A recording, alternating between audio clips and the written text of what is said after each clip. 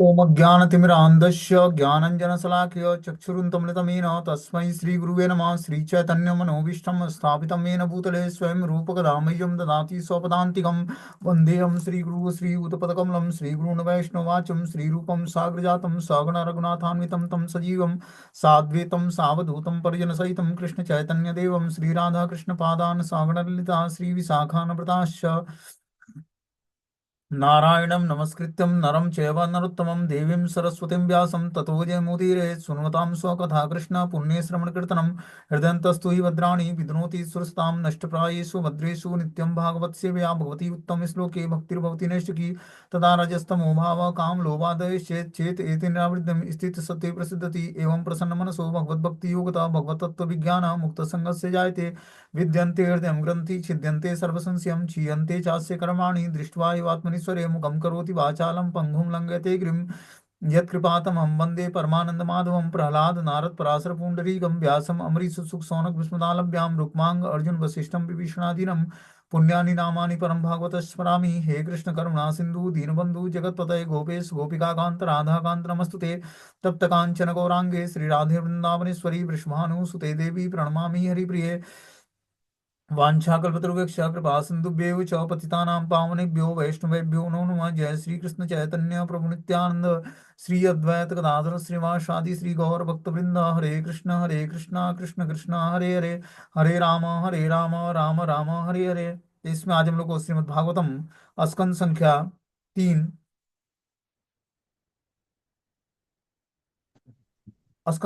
3, अध्याय संख्या 26 और श्लोक संख्या 1 नंबर पढ़ना है। प्रकृति के मूलभूत सिद्धांत, अध्याय नंबर 26। श्री भगवान उवाच अथ ते संप्रवक्ष्यामि तत्त्वानां लक्षणं पृथक् यद्विदित्वा विमुच्येतं पुरुषं प्रकृते गुणान। भगवान कपिल ने आगे कहा कि हे माता, अब मैं तुमसे परम सत्य की विभिन्न कोटियों का वर्णन करूंगा जिनके जान लेने पर कोई भी पुरुष प्रकृति के गुणों के प्रभाव से मुक्त हो जाता है।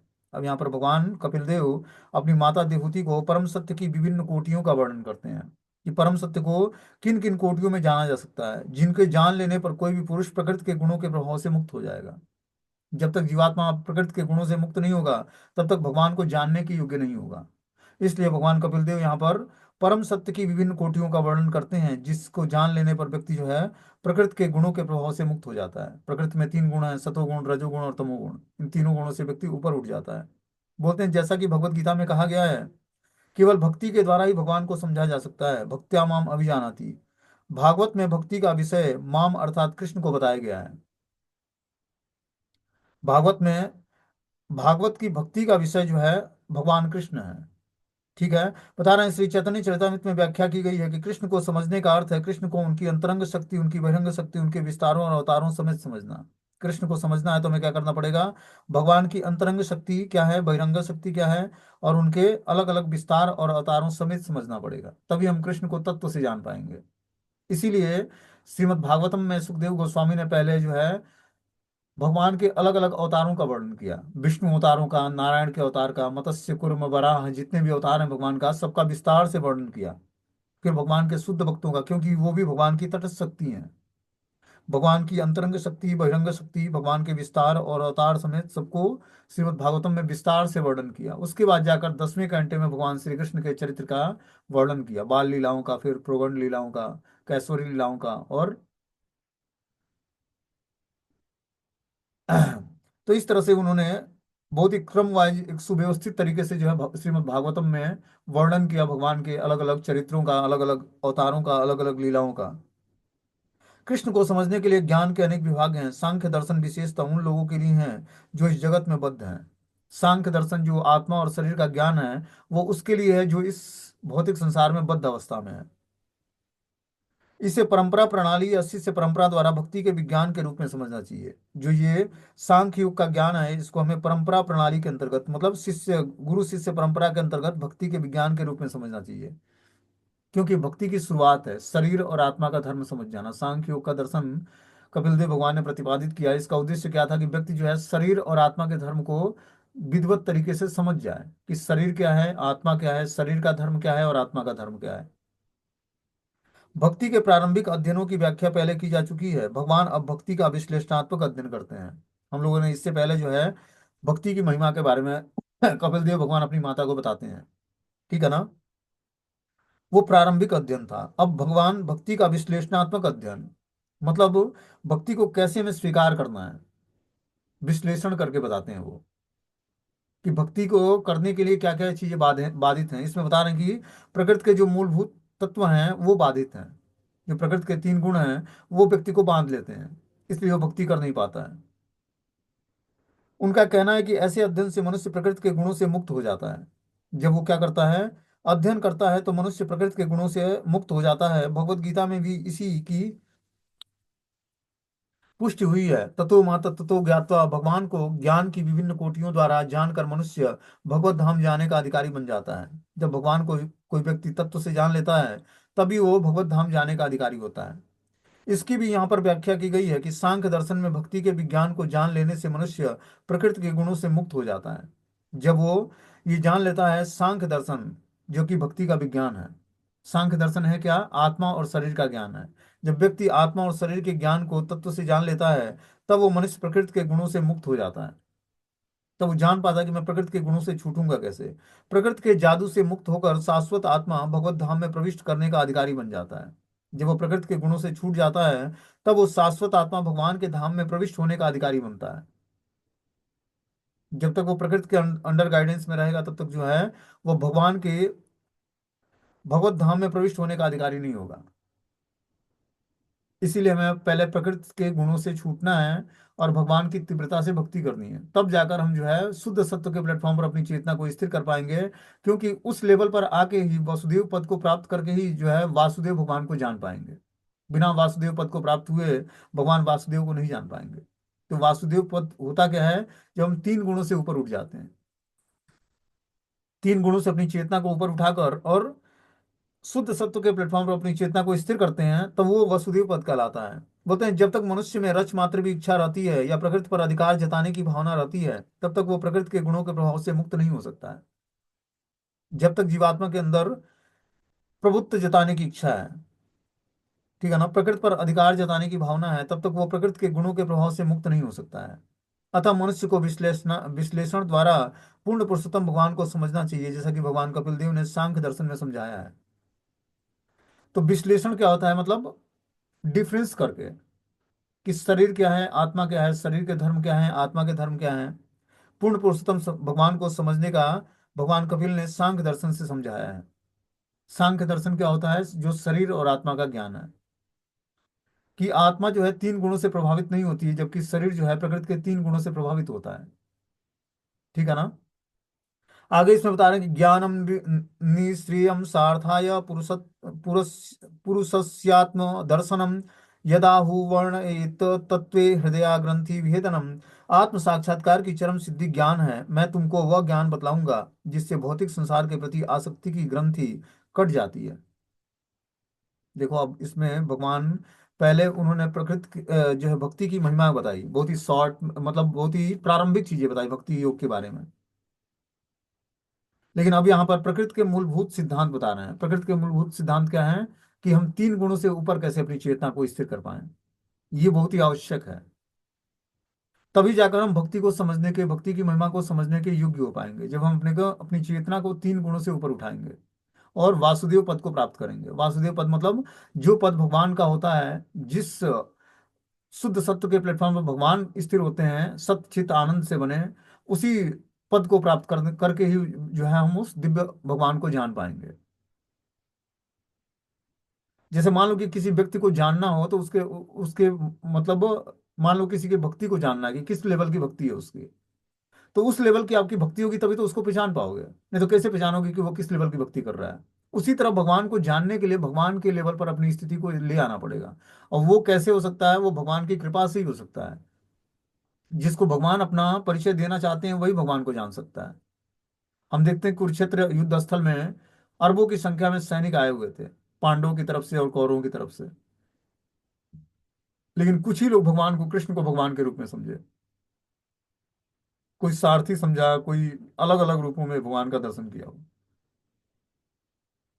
कुछ बिल्कुल ही नहीं समझ पाया कि कोई ऐसा भी व्यक्ति है जो भगवान होगा इसमें युद्ध में।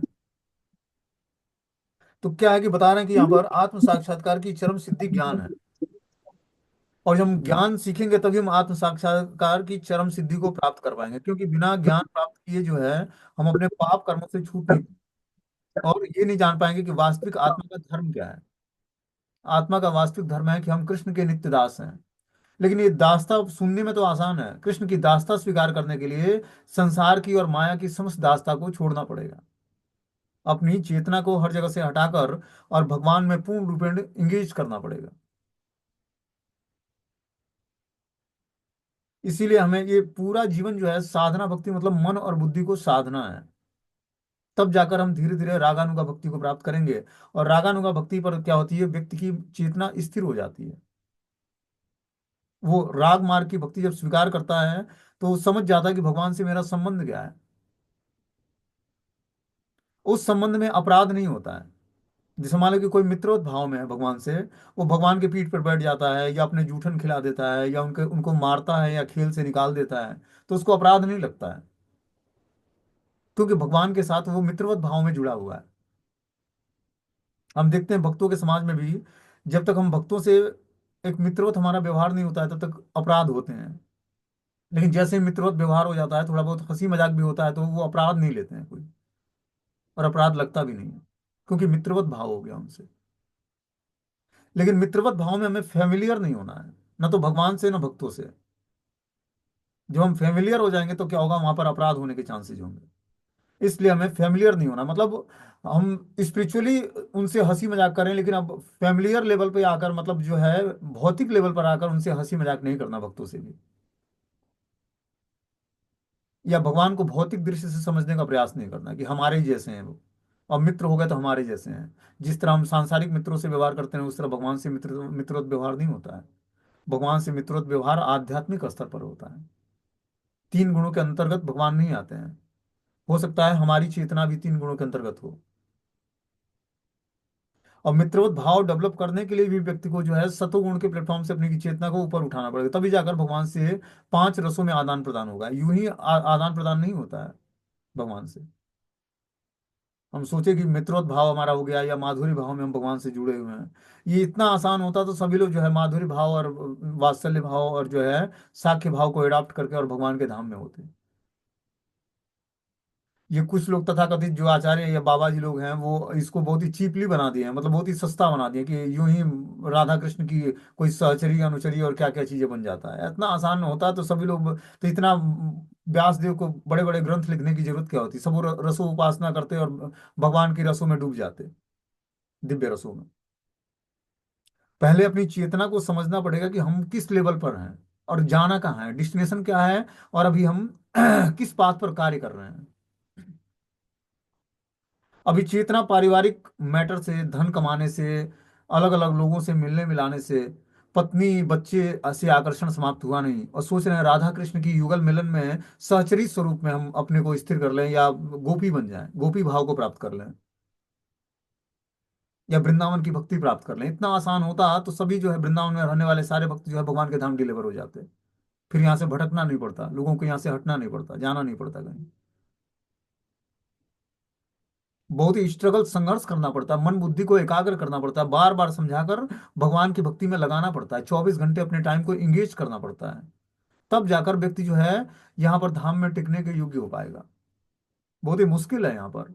यहाँ पर तो एक छोटा सा अपराध हुआ नहीं कि जो है यहाँ पर तुरंत निकाल के बाहर फेंक देते भगवान। राधा रानी बर्दाश्त नहीं करती किसी को।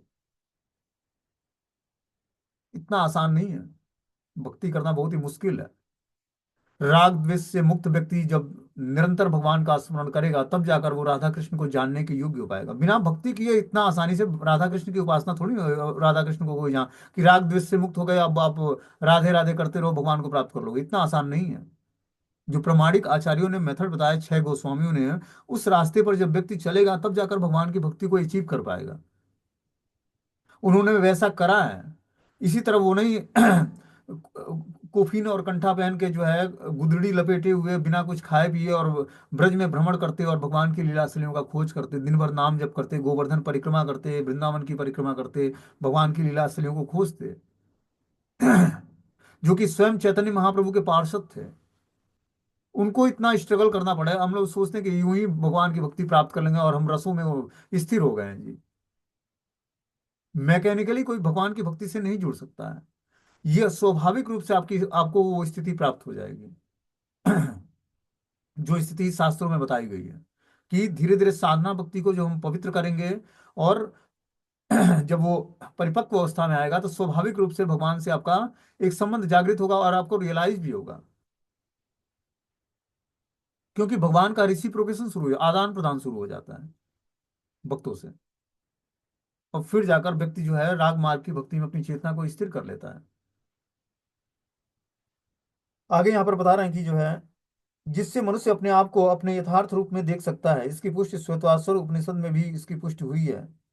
आध्यात्मिक स्थिति को जान लेने से या अपने को अपने रूप में देख लेने से मनुष्य भौतिक बंधनों से छूट सकता है। वैदिक साहित्य में आत्मदर्शन की विभिन्न विधियों का वर्णन हुआ है और भागवतम इसकी पुष्टि करता है। मनुष्य को अपने आप को देखना होता है और जानना होता है कि वह क्या है, जैसा कि कपिल देव अपनी माता को समझाते हैं। उपयुक्त प्रमाणिक स्रोत से सुनकर यह दर्शन किया जा सकता है। कपिल देव सबसे बड़े प्रमाण हैं क्योंकि वे भगवान हैं। यदि कोई बिना मतांतर के जो कुछ कहा गया उसे यथारूप में ग्रहण करता है तो वह आत्मदर्शन कर सकता है। जो भगवान कपिल देव यहाँ पर ज्ञान अपनी माता देवती को बता रहे हैं, उस ज्ञान को व्यक्ति और जो यथारूप ग्रहण करता है तभी वो आत्म दर्शन कर सकता है, तभी वो आत्म साक्षात्कार कर सकता है। बिना आत्म साक्षात्कार किए हुए हम अपने को पहले नहीं जान सकते हैं। भगवान को जानना तो दूर की बात है, अपनी आइडिया हम अपना कंफर्म नहीं कर पाएंगे कि हम भगवान के नित्य धाम से आए हैं और जाना है वही है हमारा। जिस डेस्टिनेशन से आए हैं उसी डेस्टिनेशन को प्राप्त करना है। ये कुछ दिनों के लिए हम भटक रहे हैं भौतिक संसार में, माया के ग्रस्त में आने के कारण। जब माया के प्रभाव से ऊपर उठकर श्री गोविंद की शरण ग्रहण करेंगे तब हमारा वास्तविक जीवन शुरू होगा। बोलते हैं भगवान चैतन्य ने सनातन गोस्वामी से व्यक्ति की वास्तविक स्वाभाविक स्थिति की व्याख्या की है। भगवान चैतन्य महाप्रभु ने सनातन गोस्वामी को बताया कि व्यक्ति की वास्तविक स्वाभाविक स्थिति क्या है, उसकी व्याख्या की उन्होंने। उन्होंने प्रत्यक्ष कहा कि प्रत्येक जीवात्मा कृष्ण का शाश्वत दास है। जीवेर स्वरूप है कृष्ण नित्य दास। प्रत्येक जीव शाश्वत दास है। जब मनुष्य को यह ज्ञान हो जाता है तो परमात्मा का अंश रूप है, तो उसकी शाश्वत स्थिति परमेश्वर की संगति में रहकर सेवा करना है, तो वह स्वरूप सिद्ध कहलाता है। जब ये स्थिति उसको प्राप्त हो जाएगी कि वो भगवान का शाश्वत संगी है, संगत में रहकर सेवा करना चाहता है, उसको ये रियलाइज हो जाएगा कि अब हमारी स्थिति ऐसी हो गई कि मैं भगवान के शाश्वत संग में रहकर भगवान की सेवा करना चाहता हूँ। शाश्वत संग का मतलब क्या है? इस धरती पर शाश्वत संग कैसे प्राप्त होगा भगवान का? तो शाश्वत संग का मतलब हो गया कि हम भगवान के धाम में या मंदिरों में निवास करें। हम अपने घर में भी रहकर भगवान का शाश्वत संग प्राप्त कर सकते हैं। कैसे कर सकते हैं? निरंतर भगवान का स्मरण करके, 24 घंटे always remember Krishna, never forget Krishna. ये स्थिति ही शाश्वत संग है कि हम हर चीजों में, हर वस्तु व्यक्ति स्थान में और हर समय कृष्ण को याद रखते हैं। यही शाश्वत संग है।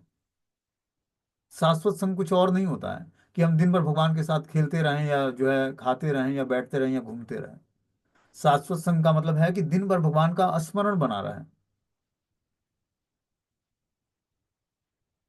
बोलते हैं उन्हें प्रत्यक्ष कहा कि प्रत्येक जीवात्मा कृष्ण का शाश्वत दास है। जीवेर स्वरूप है कृष्ण नित्य दास। जीव का स्वरूप है कि वह भगवान कृष्ण का नित्य दास है। जब मनुष्य को यह ज्ञान हो जाता है कि वह परमात्मा का अंश रूप है, उसकी शाश्वत स्थिति परमेश्वर की संगति में रहकर सेवा करना है, तो वह स्वरूप सिद्ध कहलाता है।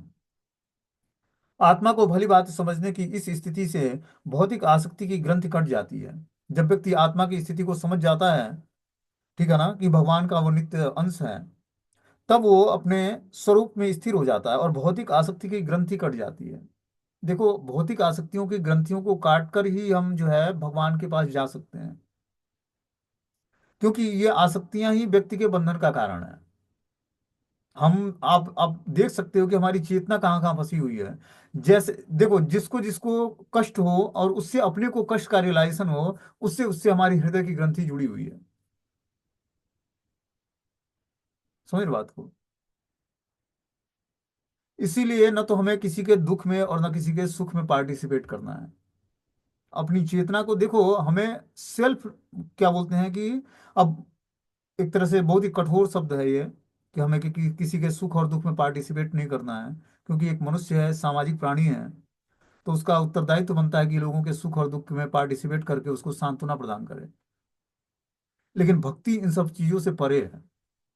भक्ति को समझने के लिए लोगों से आपका अपना रिलेशनशिप, क्योंकि आपका एक शाश्वत संबंध जो भगवान से है, वो संबंध जागृत करने के लिए इस भौतिक संसार के हर रिलेशन को समाप्त करना पड़ेगा। ये बहुत टफ काम है। ये कहना तो आसान है, लेकिन ये बहुत ही प्रैक्टिकली, और जिसको करा जाए तो मनुष्य के लिए, जैसे बोलते हैं कि रेगिस्तान में जल की खोज करना, उसी तरह है ये। कि वो अपने हर संबंधों को त्याग कर और भगवान से अपना संबंध जागृत कर ले, या हर संबंधों को त्यागने के लिए तैयार हो जाए वो। इतना आसान नहीं है। कितना घर परिवार में व्यक्ति की आसक्ति है, दोस्तों मित्रों में, और जो कोई व्यक्ति 10 साल बाद 15 साल बाद मिल जाता है तो जैसे लगता है कि प्राण प्रिय कोई अपना कोई व्यक्ति मिल गया। उसको जैसे लगता है कि अब इससे कभी दूर न छूट जाऊं, भले भगवान छूट जाएं, लेकिन इससे कहीं दूर ना हो जाऊं मैं। और चैतन्य महाप्रभु को रामानंद राय क्या बताते हैं कि सबसे बड़ा दुख जीवन में भक्तों के क्या है, कि भक्तों से वियोग हो जाना, भक्तों का संग छूट जाना। लेकिन हम लोगों को, जो कोई भौतिकतावादी व्यक्ति हो, जो जो 15 साल पहले बहुत ही मजाकिया होता था, बहुत अच्छा लगता था, हमारे साथ घुलता मिलता था, बैठता था, बातचीत करता था, आता था, और मैं भी उसके साथ जाता था, मिल गया तो जैसे लंगोटिया यार, बचपन का दोस्त। अब उसके साथ व्यक्ति ऐसा घुल मिल जाएगा कि जैसे लगे ही नहीं कि कुछ, कि अब कुछ उससे बड़ा कुछ है संसार में। तो हमें क्या करना है, इन चीजों को बड़ी सोच समझकर इन चीजों से धीरे धीरे निवृत्त होना है। जब प्रॉपर मंदिर के अंदर ट्रेनिंग दी जाती है भक्तों को, ठीक है ना, तो पहले उनका फोन बंद किया जाता है, कि उनका कनेक्शन बाहर के लोगों से कट जाए। तभी तो भगवान की भक्ति में स्थिर हो पाएगा। नहीं तो दिन भर चिंतन, अब वो स्थिति तो चलो मंदिर के डिवोटीज के लिए है। आप अगर जो धाम में निवास करना चाहते हो, आपको सबसे अपना संबंध विच्छेद करना पड़ेगा। तभी आप अपना भगवान से संबंध, धाम से संबंध बना पाओगे। यहाँ पर रहना इतना आसान नहीं है। यहाँ पर आपको सबसे अपना संबंध तोड़ना पड़ेगा।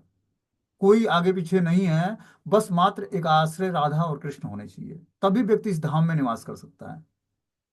और जो आप यहाँ पर रहकर अपनी चेतना को जहाँ फंसाओगे, वही आपको ये वृंदावन धाम प्रदान कर देगा, फिर कभी नहीं आपको यहाँ पर आने देगा, न बुलाएगा कभी।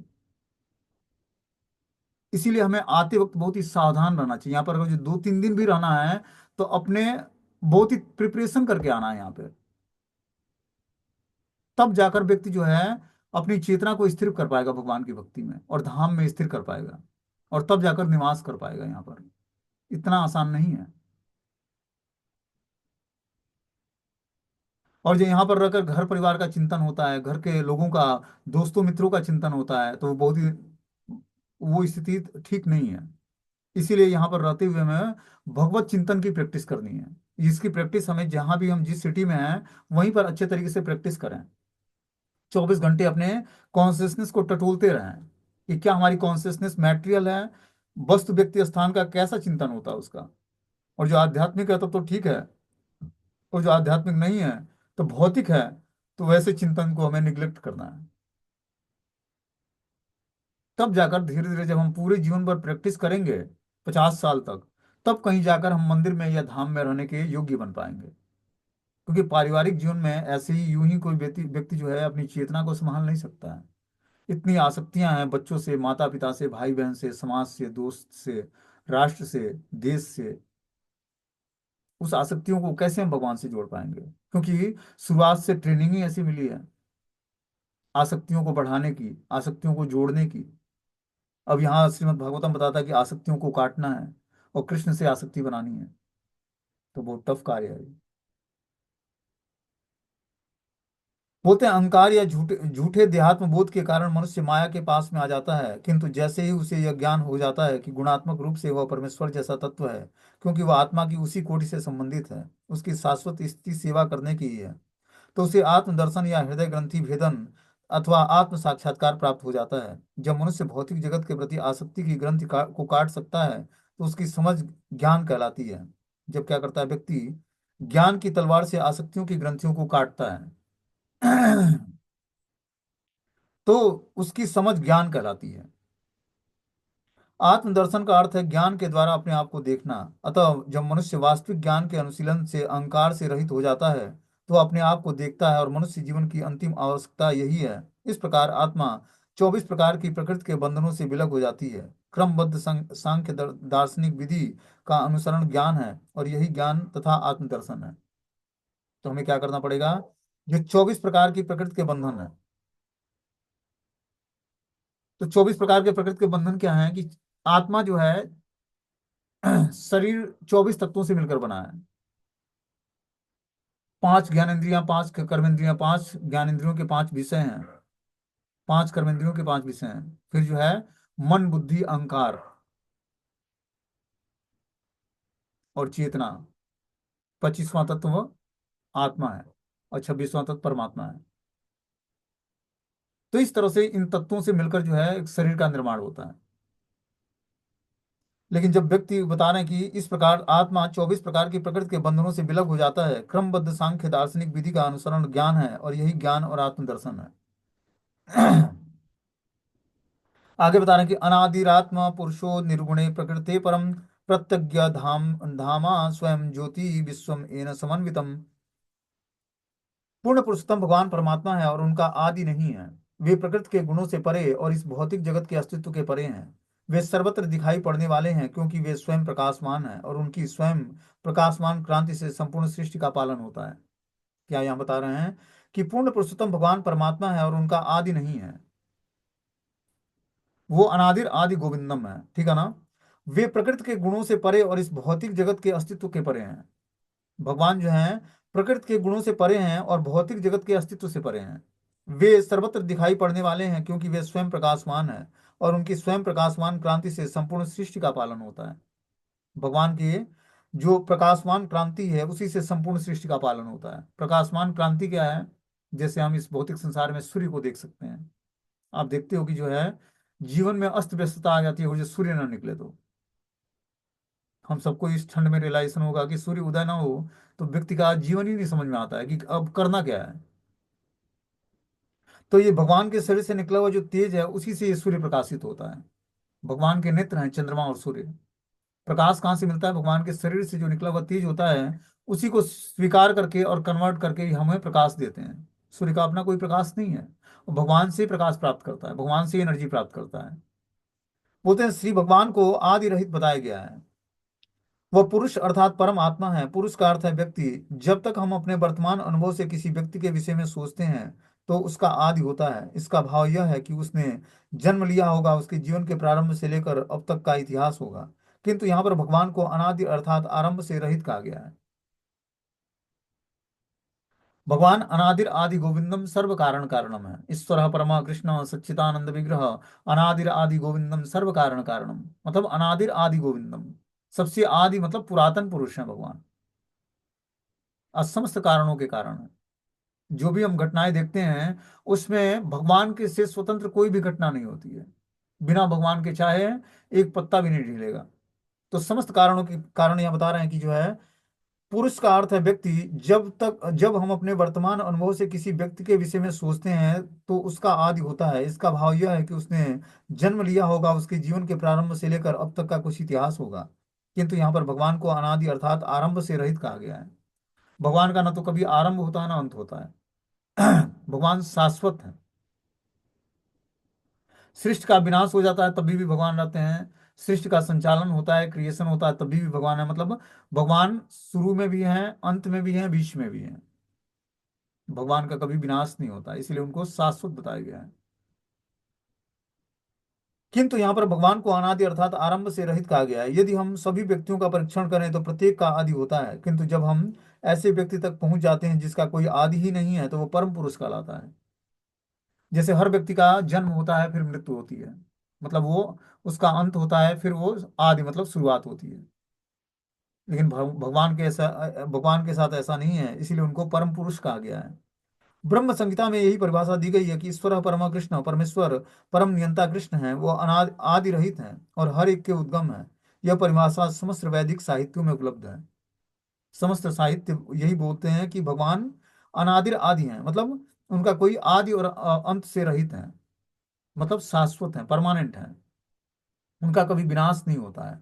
हम लोगों का जो शरीर जो है पंचभूतों से बना हुआ है, इसका विनाश हो जाता है। लेकिन भगवान का शरीर जो है सच्चित आनंद से है, पूर्ण रूपेण जो है आत्मा के स्तर पर है। अच्युत प्लेटफॉर्म मतलब जो कभी च्युत न हो, ऐसा भगवान का शाश्वत शरीर है। हम लोगों का शरीर जो है मल मूत्र और जो है रक्त पीप मांस मज्जा से बना हुआ है, लेकिन भगवान का शरीर सच्चित आनंद से बना है। तो जीवात्मा भी उस स्वरूप को प्राप्त कर सकता है। ये शरीर को त्यागने के बाद जीवात्मा भी सच्चिदानंद स्वरूप को प्राप्त कर सकता है। उसको क्या करना पड़ेगा? दिव्य स्तर पर अपनी चेतना को स्थिर करना पड़ेगा, भगवान की भक्ति में अपने को इंगेज करना पड़ेगा, तब जाकर वो स्थिति प्राप्त होगी। भगवान को आत्मा कहा गया है। जो आत्मा की क्या परिभाषा है? आत्मा सर्वत्र दर्शनीय है। ब्रह्म का अर्थ है महान, उनकी महानता सर्वत्र परिलक्षित है। और वो महानता क्या है? चेतना। हमें चेतना का व्यक्तिगत अनुभव होता है क्योंकि यह पूरे शरीर में फैली है। यहाँ तक कि प्रत्येक रोमकूपों में हम चेतना का अनुभव करते हैं। तो व्यक्ति की जो है चेतना का अनुभव हर रोमकूपों में होता है। जब शरीर में चेतना होती है तो रोमकूप से भी सब कुछ निकलता है, तरल पदार्थ निकलता है, रोंगटे खड़े होते हैं, सब कुछ होता है क्योंकि शरीर में चेतना है। और जो शरीर से चेतना निकल जाए, तो शरीर डेड पड़ जाए तो उसमें कुछ भी प्रभाव नहीं पड़ेगा। मतलब शरीर में कुछ न तो कुछ बढ़ना है ना घटना, बल्कि सड़ना शुरू हो जाएगा। लेकिन जब तक शरीर में आत्मा होती है, चेतना होती है, तब तक पूरे शरीर में इसका प्रभाव देखा जाता है। यह व्यक्तिगत चेतना है। इसी प्रकार परम चेतना होती है। इसके लिए एक लघु प्रकाश या सूर्य प्रकाश का उदाहरण लिया जाता है।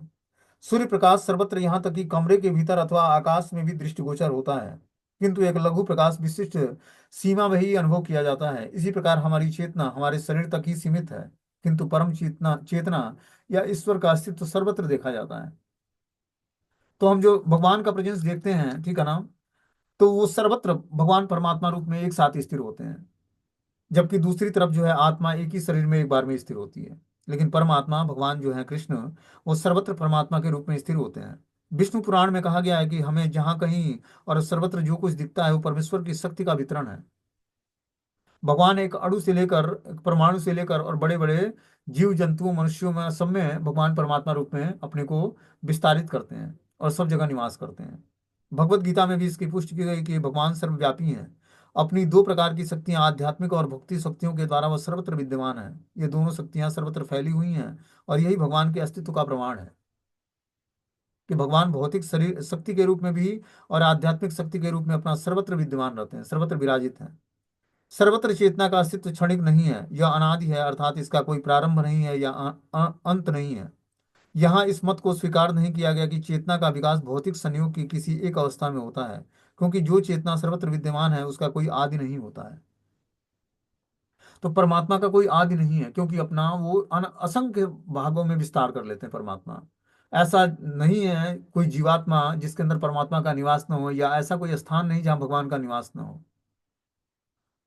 तो ये वही कर सकता है जो परमात्मा है।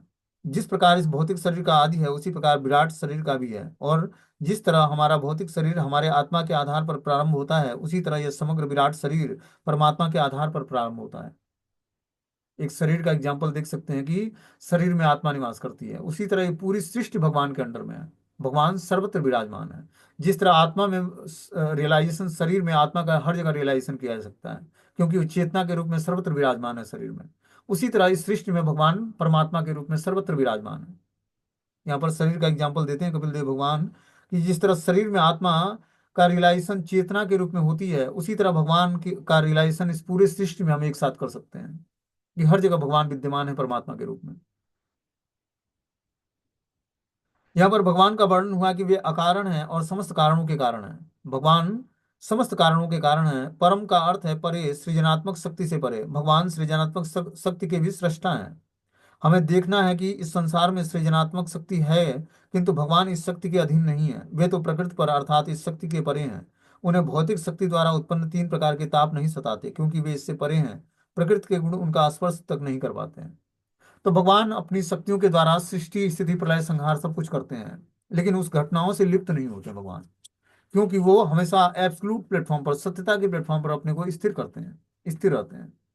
क्योंकि प्रकृति में जैसे मान लो कि कोई व्यक्ति सेवा करता है किसी की, ठीक है ना, तो उसके आसक्तियों के कारण या उसके गुणों के प्रभाव के कारण या उसके कंटोमिनेशन से अगला व्यक्ति प्रभावित होता है। ठीक है ना, जैसे मान लो कि कोई हॉस्पिटलाइज है, आप जाकर उसकी सेवा करते हो, तो आपको भी धीरे धीरे जो है उसके जो वाइब्रेशंस है वहां का, हॉस्पिटल का या फिर उस व्यक्ति का, वो प्रभावित करता है, क्योंकि आप उसकी सेवा में एंगेज हो। ठीक है ना, उस वातावरण में हो। लेकिन भगवान ऐसे होते हैं कि वो सृष्टि स्थिति प्रलय संहार सब कुछ करते हैं, और प्रकृति के गुणों को धारण करके करते हैं। जैसे ब्रह्मा के रूप में वो रजोगुण को धारण करते हैं और सृष्टि का क्रिएशन करते हैं। सतोगुण को धारण करके भगवान स्वयं नारायण ही पालन पोषण करते हैं, और स्वयं संहार करने के लिए तमोगुण को धारण करके भगवान शिव संहार करते हैं। ठीक है ना। लेकिन भगवान उससे प्रभावित नहीं होते हैं, या भगवान शिव उससे प्रभावित नहीं होते, तमोगुण से प्रभावित नहीं होते हैं। वो तो हम देखते हैं कि भगवान शिव की स्थिति ऐसी है कि उनको जब वो संहार का कार्य करना होता है तो वो, हम लोग देखते हैं कि व्यक्ति मानता है कि भगवान शिव नशा, मतलब जैसे भांग और क्या क्या चीजें हैं जो है नशा का सहारा लेना, तो वो ऐसा नहीं है। वो भगवान की शक्तियों को धारण करके ऐसा करते हैं। वो तो तमोगुणी व्यक्तियों ने अपने हिसाब से उनको उनकी स्थिति को बना लिया है। भगवान शिव कोई साधारण भक्त नहीं है, परम वैष्णव आचार्य हैं। वो तमोगुणी व्यक्ति पर कृपा करते हैं, इसलिए तमोगुणी व्यक्ति अपने जैसा मानता है उनको, कि हमारे जैसे भगवान शिव हैं। वो भी नशा भांग और गांजा और क्या क्या चीजें, अफीम क्या सब चढ़ाते हैं उन पे। हमें ऐसा कार्य नहीं करना। मान लो कि अगर जो हम जाकर किसी ज्योतिर्लिंग में भगवान शिव के ऊपर जल भी चढ़ाते हैं, तो हमें भांग धतूरा नहीं चढ़ाना है उनको, हमें पुष्प और बेलपत्र चढ़ाने हैं उनको, और उनसे भगवान कृष्ण की भक्ति मांगनी है, क्योंकि वही भक्ति प्रदान कर सकते हैं, क्योंकि वो परम भक्त हैं भगवान के। रुद्राक्ष की माला पर भगवान श्री राम का नाम जपते हैं और संकर्षण भगवान बलराम का ध्यान करते हैं। तो इस तरह से भगवान और भगवान के जो रिप्रेजेंटेटिव हैं, सूर्य चंद्रमा, ये सब भगवान की शक्तियां शक्तियों के अंडर गाइडेंस में कार्य करते हैं, भगवान से स्वतंत्र कुछ भी नहीं है। इस सृष्टि का मैनेजमेंट, अब देखो, सूर्य एक साथ पूरे सृष्टि की सेवा कर रहा है। कैसा भक्त है वो भगवान का। भगवान ने उसको पूरी सृष्टि का एक साथ उजाला करने की, मतलब रोशनी देने के लिए सबकी सेवा कर सूर्य देव कर रहा है। ऐसी स्थिति है उनकी। हम लोग दो चार भक्तों की सेवा करते हैं तो अपराध हो जाता है। और भगवान सूर्य देव की स्थिति देखो, एक सारे लोगों को जो है प्रकाश दे रहे हैं, रोशनी दे रहे हैं। चंद्रमा की स्थिति देखो, एक साथ पूरे विश्व को जो है शीतलता प्रदान करता है। तो साधारण मैनेजमेंट नहीं है सृष्टि का।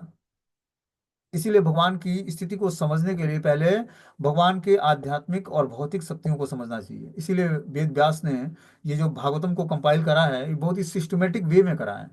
आप देखते हो इसमें सृष्टि का भी, फिर जो है सृष्टि के बाद क्या है, किस किस तरह की घटनाएं होती हैं सृष्टि में, सब कुछ विस्तार से वर्णन किया है। हमें लगता होगा कि सृष्टि के बारे में जानकर हम लोग क्या करेंगे।